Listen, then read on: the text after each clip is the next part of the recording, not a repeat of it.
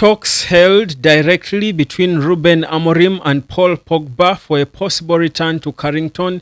These are the latest reports coming in today. It's been a very, I think, consistent story today from several sources that many credible ones are trying to ignore. But I'll tell you what, with Man United, if you've been around long enough, you would know that you don't usually just ignore certain reports about players. Subscribe to the Net of Sport and let's get proper into this talk. So guys, there is this report that I've seen several times on several sources all over social media, all over the internet, claiming that Paul Pogba has held direct talks with Ruben Amorim over a possible return to Carrington. Now, this is not the first time we are hearing this. It has been there before, of course, don't get it twisted. I've spoken about it here before. But I think before there were reports that Pogba could return, it was not exactly them talking directly with Ruben Amorim.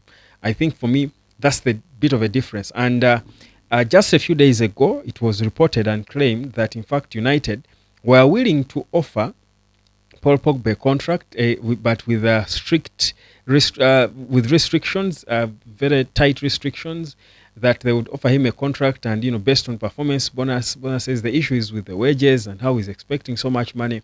All these reports were there, and I'm trying to put them together just to paint for a proper picture. Guys, not to say that this is true or it's not, but I'm saying what is being reported. This one, I must be honest. This is not my story that I'm breaking it. But so the reports goes on to the reports go on to claim that Man United could be considering, some say, bringing him back, but just to train with the team for fitness. Others say to train with the team for fitness with the prospect of signing him. Some say trying to sign him instantly because they are sure he can give them what they want for a year, but with tight bonus-based, terms and stuff. He was a top earner, and they were just trying now the delays in negotiating to get him to accept to take a reasonable fee.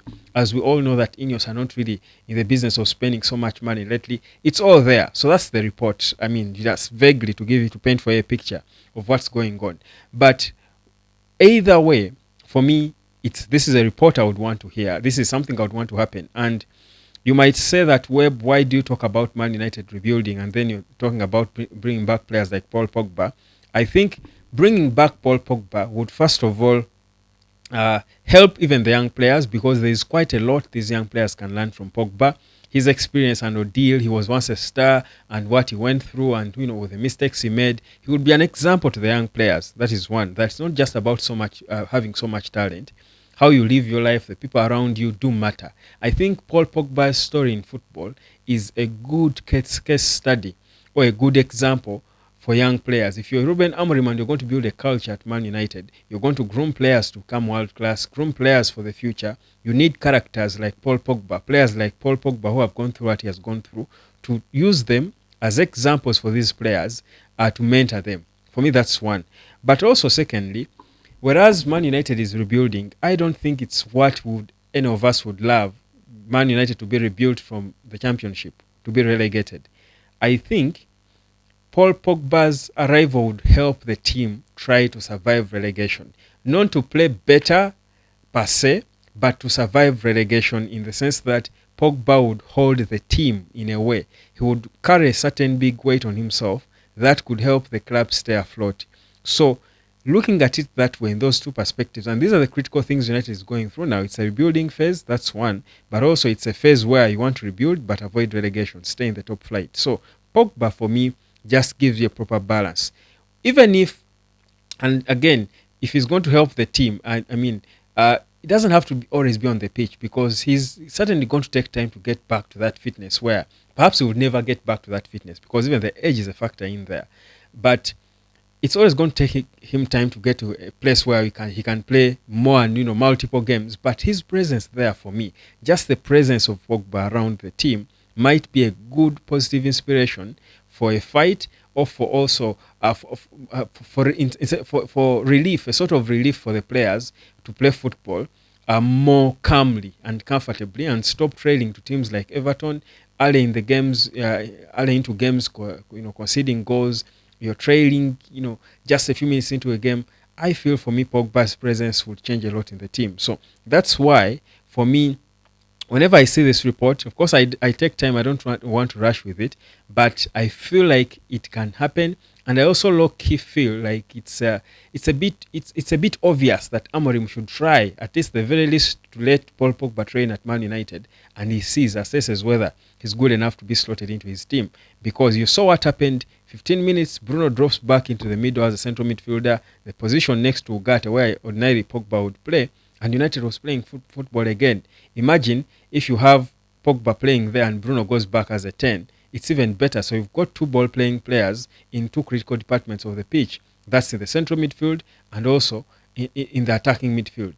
Very important. And that will change a lot. Add one good wing back on one side. You've got Dog on the other side. The team looks more balanced, looks more threatening. It looks fair. So for me, there is a player in there, unless the timeout has been so bad on him, and again they will see that and assess it based on how he performs in training.